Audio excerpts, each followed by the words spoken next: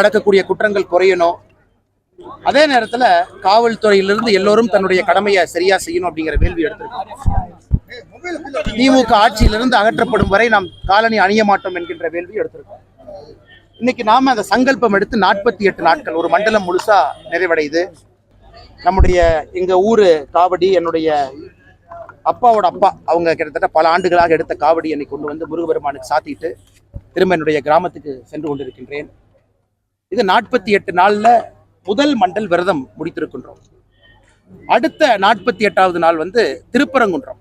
எப்படி முதல் 48 நாள் பழனிமலையில முருகபெருமான்ட்ட ஆசீர்வாதத்துக்காக இங்கே வந்திருக்கின்றோமோ, நாளை காலையிலிருந்து ஆரம்பிக்கக்கூடிய அடுத்த மண்டலம் 1லிருந்து 48 நம்ம திருப்பரங்குன்றத்துல 48 நாள் கழித்து நம்முடைய முருகபெருமான்ட்ட மறுபடியும் போய் முறையிட போறோம். அதே நேரத்துல ஒரு மகிழ்ச்சி என்னன்னாங்கன்னா, தமிழகம் முழுவதுமே இன்று காலையிலிருந்து கட்டுக்கடங்காத கூட்டம். அதனாலதான் நம்ம பொறுத்து உழுதெல்லாம் தாழ்ந்த பிறகு 7 மணிக்கு மேல கூட்டம் குறைஞ்சிரும், தேரோட்டம் ஆரம்பிச்சிருவாங்க. ஏன்னா நம்ம யாருக்கு எந்த தொந்தரவு கொடுக்காம வரணும். நாம வர்றனால எந்த ஒரு பக்தர்களுக்கும் தொந்தரவு வரக்கூடாது என்பதற்காகத்தான் காலம் கழிந்து சாயந்தரமா வந்தோம். அப்படி இருந்தும் கூட எல்லா இடத்திலும் கட்டுக்கடங்காத கூட்டத்தை நம்ம பார்க்கிறோம். எந்த அளவுக்கு எழுச்சியாக மக்கள் முருகபெருமானை தரிசிக்க வர்றாங்க, இந்து தர்மத்தின் மீது நம்பிக்கை இருக்குது ஒரு பக்கம். இன்னொரு பக்கம் பக்தர்கள் கடுமையாக சம்பாதித்த பணத்தை கொட்டி கொடுக்குறாங்க. பழனிமலை திருக்கோவிலிருந்து இருந்து எல்லா இடத்திலும் வேர்வையால் சிந்தி உழைத்த காசை கொட்டி கொடுக்குறாங்க. அடிப்படை வசதிகள், டாய்லெட் வசதி இருக்கா? கிடையாது. தண்ணி வசதி இருக்கா? கிடையாது. நான் படியில் ஏறி சாமானிய மனிதனாக அவர்களோடு சென்று அந்த கியூல இருந்து ஆண்டவனை பார்த்துட்டு கீழே வர்றாங்க. மக்கள் எவ்வளவு கஷ்டப்படுறாங்க. எத்தனை இடத்துல குடிக்கிறதுக்கு தண்ணி வச்சிருக்காங்க? கண்டிப்பா கிடையாது. டாய்லெட் இவ்வளவு தூரம் மக்கள் நடந்து வர்றாங்களே பாத யாத்திரையாக, கோயில் இவ்வளவு பணம் வருமானம் இருக்கு, டாய்லெட் கட்டியிருக்கிறாங்களா, சத்திரம் கட்டியிருக்காங்களா? கிடையாது. அதனால் இதெல்லாம் கூட மக்கள் பார்க்கிறாங்க. முதல்ல இருந்த மாதிரி இல்லை, மக்கள் கூட்டம் கூட்டமாக கோயிலுக்கு வர்றாங்க. மாநில அரசு இதை கவனத்தில் கொள்ளணும். அடுத்த ஆண்டுக்குள்ள போர்க்கால நடவடிக்கை எடுத்து இதெல்லாம் பேசிக் வசதி மக்களுக்கு செஞ்சு கொடுக்கணும். மேல பத்திரமா போயிட்டு வர்றதுக்கு இதை அரசு செய்ய வேண்டும் என்பது என்னுடைய தாழ்மையான வேண்டுகோள். ஒரு முருக பக்தனாக அடுத்த ஆண்டு தைப்பூசம், தை மாசத்துல தைப்பூசம் வரும்பொழுது அட்லீஸ்ட் பக்தாதிகள் இதை விட இன்னொரு 10% இம்ப்ரூவ்மெண்ட் ஆயிருக்குன்னு சொல்ற அளவுக்கு இந்த மாநில அரசு நடந்து கொள்ள வேண்டும். கேளுங்கண்ணா.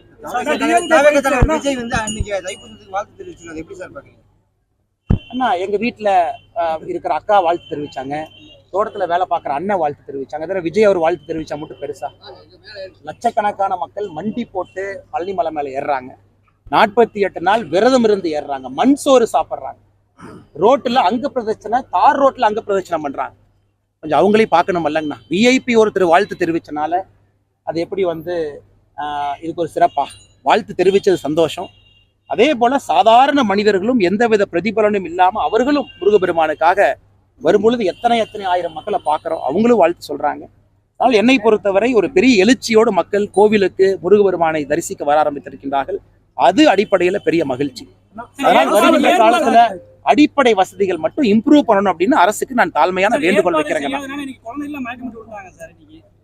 அண்ணா, குழந்தைகள் மயக்கம் போட்டு விடுந்தாங்க. போற வழியில basic first aid facility problem. அதே நேரத்தில் வருகின்ற பாதை தாராபுரத்துலேருந்து நீங்கள் பார்த்தீங்கன்னா மக்கள் எப்படி நடந்து வர்றாங்கன்னு பாருங்கள். பாதையெல்லாம் சுத்தப்படுத்தாம ரோட்டு மேலே சைடில் எப்படி நடந்து வர்றாங்க. எங்கேயாச்சும் டாய்லெட் போனோம்னா ஒதுக்குப்புறத்தில் ஒரு பெண் எங்கே ஒதுங்குவாங்க? நம்ம பெருசாக கேட்கலீங்கண்ணா. கோவிலுக்கு வெளியே 15 கிலோமீட்டர் நடந்து வர்றவங்க இருக்காங்க. 15 கிலோமீட்டருக்கு ஒரு டாய்லெட் கட்டி கொடுங்க. 15 கிலோமீட்டர் அங்கங்கே தண்ணி வசதி பண்ணி கொடுங்க. ஏன்னா இத்தனை பக்தாதிகள் பணம் கொடுக்குறாங்க. அந்த பணம் எங்கே போகுதுன்னு தான் நம்ம கேட்குறோம். நான் சொல்வது அடிப்படை, இங்கே மட்டும் இல்லை, திருப்பரங்குன்றத்தில் கூட்டம், திருச்செந்தூரில் கட்டுக்கடங்காத கூட்டம், சுவாமி மலையில கூட்டம், 6 படை, மருதமலை 7 படையிலும் இன்னைக்கு அற்புதமான கூட்டம். சின்ன முருகன் கோவில் ஊர் எல்லையில் இருக்கு, அங்கேயும் கூட்டம். அதனால் அரசு விழித்து கொண்டு வேலை பார்க்கணும். முருகபெருமானை பழி வாங்குவதற்காக நான் வசதி செய்ய மாட்டேன் என்று அரசு சொன்னால் அதை எப்பொழுதும் நாங்கள் ஏற்றுக்கொள்ள மாட்டோம். தைப்பூசத்துக்கு பிரதமர் வாழ்த்து சொல்லி இருக்கிறார். ஆனா நம்ம தமிழக முதல்வர் வாழ்த்து சொல்லலைங்க. அதுவும் பிரதமர் எங்கிருந்து வாழ்த்து சொன்னாருன்னு பாருங்க. பிரதமர் இன்று காலையில பிரான்ஸ்ல மீட்டிங்ல இருக்காங்க. பிரதமருடைய அலுவலகம் தொடர்பு கொண்டு பிரதமர் அவர்கள் வாழ்த்து சொல்றாங்க. குறிப்பா பிரதமர் அவர்கள் எது போன்ற வார்த்தையில வாழ்த்து சொல்லணும், கந்தனுக்கு அரோகரா, அதெல்லாம் பிரதமர் அவர்கள் உள்ளிருந்து உணர்ந்து பண்றாங்க. எங்கிருந்து பண்றாங்கன்னா பிரான்ஸ்ல இருந்து. அந்த மனிதன் இரவோடு இரவாக பிரான்ஸுக்கு போய் அதிகாலையில அந்த பிரசிடென்ட் மேக்ரோனோட மீட்டிங்ல இருக்காங்க. ஆனா உள்ளூர்ல இருக்கக்கூடியவங்களுக்கு வாழ்த்து சொல்லுங்க நான் கேட்கல. ஏற்கனவே சொன்னது போல மக்கள் அதை பார்த்து கொண்டிருக்கின்றார்கள். எங்கேயோ இருக்கக்கூடிய நம்ம பிரதமர் பிரான்ஸ்ல இருக்கிறவங்க ஞாபகம் வச்சு கரெக்டா சொல்லும் பொழுது மக்களுக்கு நம்முடைய பிரதமர் மீது இருக்கக்கூடிய மதிப்பு இன்னும் அதிகமாகி கொண்டிருக்கு. டிஎம்கே ஃபைல்ஸ் வெளியிட வாய்ப்பு எப்படின்னா நீங்க ஏற்கனவே ஜனவரியில ஆனா இப்போ நீங்க பார்த்துட்டு இருக்கிறீங்க, அறிக்கையை நீங்க பாக்குறீங்க. இன்று உறுதியாக நாங்கள் சொல்லுகின்றோம், ஊழல் அமைச்சர் காந்தி போன ஆண்டு நம்ம சுட்டி காட்டினோம். இந்த ஆண்டு சர்க்குலரையே மாத்தி பாலிஸ்டரை கொண்டு வந்து வேட்டி செய்யறாங்க. அதை தடுத்த அதிகாரி சண்முகம் சுந்தரம் டிரான்ஸ்பர் பண்ணியிருக்கிறாங்க, ஐஏஎஸ் அதிகாரி.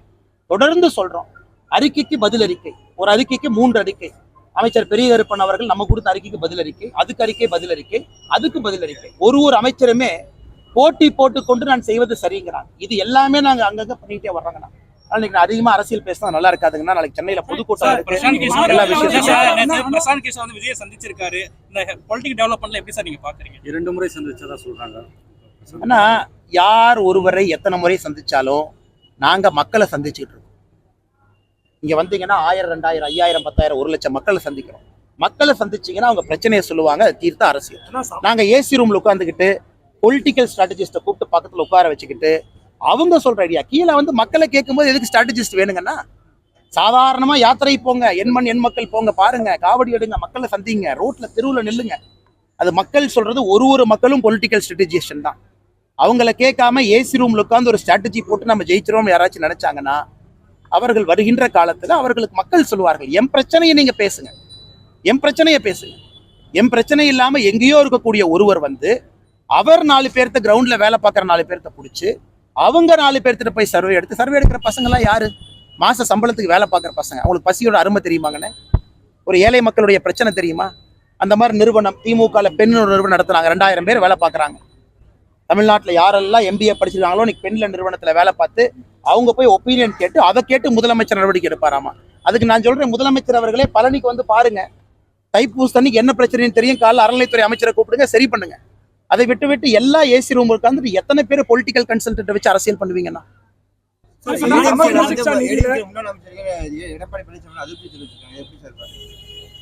நான் என்னென்ன கருத்து சொல்லணும்? நான் ஏதாச்சும் எடப்பாடி அண்ணனை பத்தி சொன்னா அது ஒரு கருத்து, அது நான் சொல்றது ஒரு கருத்துங்கண்ணா. இதுல உட்கட்சி பிரச்சனையை பற்றி நான் கருத்து சொல்வது சரியாக இருக்காதுங்கன்னா, அவங்களுடைய பிரச்சனை, அது அவர்களுடைய கட்சி, அவர்கள் அந்த முடிவு எடுக்கணுங்கண்ணா. சமத்துவ நிதியில 2024-25 முதல் தவணை கூட இது வரைக்கும் கொடுக்கிற நிதியில, ஆனா நாங்க இதை சொன்னா எல்லாரும் பொய் சொல்லி எங்க மேல பொய் பரப்புறாங்க.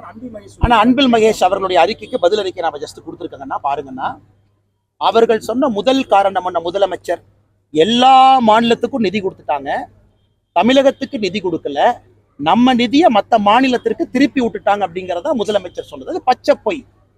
இந்த ஆண்டு எல்லா மாநிலத்துக்கும் நிதி கொடுக்கல, சில மாநிலங்களுக்கு மட்டும்தான் முதல் தவணை நிதி போயிருக்கு, சில மாநிலத்துக்கு முதல் தவணையும் போகல.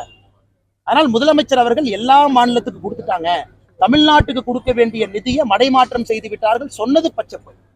முதலமைச்சருக்கு நாங்கள் பதில் சொன்ன பிறகு இன்னைக்கு அன்பில் மகேஷ் பொய்யாமொழி அவர்கள் வந்து அவர் ஒரு கருத்து சொல்றாங்க, அதுக்கு நாங்கள் பதில் சொல்லிடுவோம். உங்களுக்கு நிதி வேண்டுமா வாங்க, நானும் கூட வர்றேன், போய் எவ்வளவு வேணுமோ வாங்கிட்டு வர்றேன், அது பாயிண்ட் கிடையாதுங்க. PM ஸ்ரீ பள்ளிக்கூடத்தை அலோ பண்றேன், நீங்க கையெழுத்து போட்டீங்களா இல்லையா? போட்டீங்க, ஏன் அலோ பண்ணல? PM ஸ்ரீ பள்ளிக்கும் சமகர சிக்ஷா நிதிக்கும் சம்பந்தம் இல்லைங்கண்ணா. ஆனா இவங்க இரண்டையும் கலந்து பேசி தமிழகத்தை மட்டும் மத்திய அரசு வஞ்சிக்கின்றார்கள் என்று சொல்வதுதான் பச்சைப்பை என்பதைத்தான் தொடர்ந்து நாங்கள் சொல்லிக் சென்னையில டாஸ்மாக் ஊழியர்கள் வந்து கைது பண்ணியிருக்காங்க. போன ஆட்சி வர்றதுக்கு முன்னாடி திமுக அரசு என்ன சொல்லுச்சுன்னா, அரசு நிறுவன சம்பந்தமான ஒப்பந்த பணியாளர்களை வந்து நாங்க வந்து அரசு வேலைக்கு எடுப்பதற்கு நாங்க பரிசீலனை பண்றாங்க. ஆனா இன்னைக்கு கைது பண்ணி அங்க பூரா அரசு பண்ணி வச்சிருக்காங்க. நான் தான் ஏற்கனவே சொல்லலைங்கண்ணா, எதற்காக முதலமைச்சர் அவசரமா திருநெல்வேலியில போய் இருட்டுக்கடை அல்வா சாப்பிட்டாருன்னா, தமிழக மக்களுக்கு 3.5 ஆண்டுகளாக அற்புதமாக அல்வா கொடுத்து கொண்டிருக்கின்றேன் என்று சொல்வதற்காக.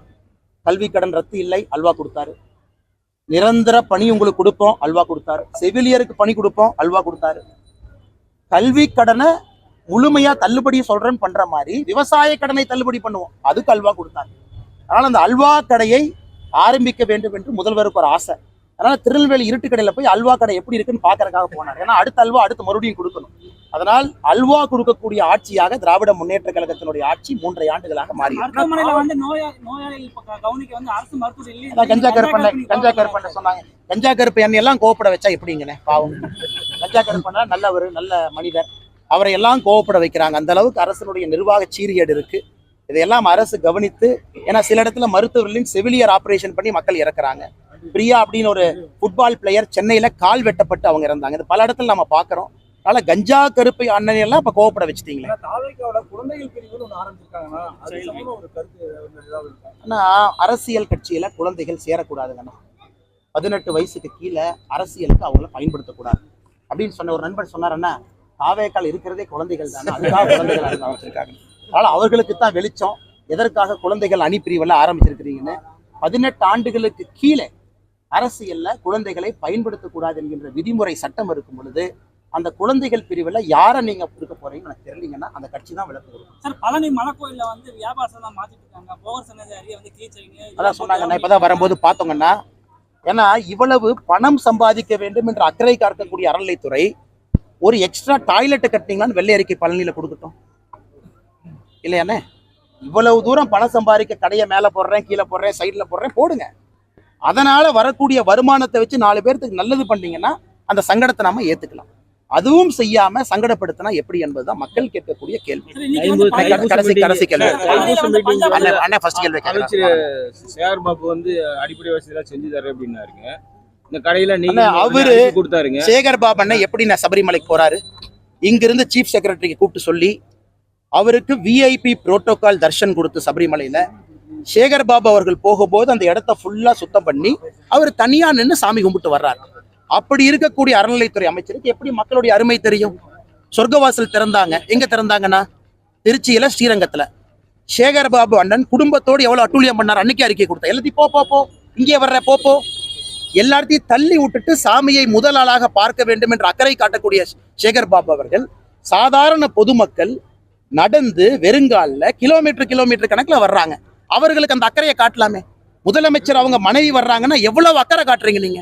அறநிலைத்துறை எவ்வளவு அக்கறை காட்டுறீங்க? முதலமைச்சருடைய மனைவி துணைவியார் அவர்களுக்கு தவறு இல்லைங்கண்ணா, காட்டுங்கண்ணே. சிஎம்மோட ஒய்ஃபுக்கு புரோட்டோகால் கொடுங்கண்ணே, அம்மையார் கொடுங்கண்ணே.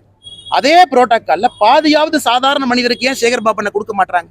உடனே வரிஞ்சு கட்டிக்கிட்டு என்னை முதலமைச்சர் அடக்கி வச்சிருக்காரு, நான் வந்து முரட்டுக்கால என்னை அவுத்து விட்டீங்கன்னா அண்ணாமலை மேல முட்டிடுவேன்னு கால டயலாக் வேற விடுவார். ஒரே டயலாக 3 வருஷமா அதே கிழிஞ்சு போன டேப் ரெக்கார்டர் மாதிரி சொல்றாரு. முதலமைச்சர் மட்டும் என்னை கட்டுப்படுத்தவில்லை என்றால் சேகர் பாபு யார் என்பதை காட்டி விடுவேன். அதனால தயவு செஞ்சு சொல்றேன், நீங்களும் அறநிலைத்துறை அதிகாரிகள் அமைச்சர்களா இருக்கிறீங்க, மக்களுக்கு நல்லது பண்றதுக்கு பாடுபடுங்க. இன்னைக்கு வந்து பஞ்சாமிர்த தட்டுப்பாடு ஏற்படுது சார். இன்னைக்கு பழனி மலைக்கோயில்ல பக்தர்களுக்கு விநியோகம் செய்ய முடியாம என்ன தெரியலீங்கன்னு எனக்கு பெரிய விஷயம் பேச தப்பா போயிருங்க.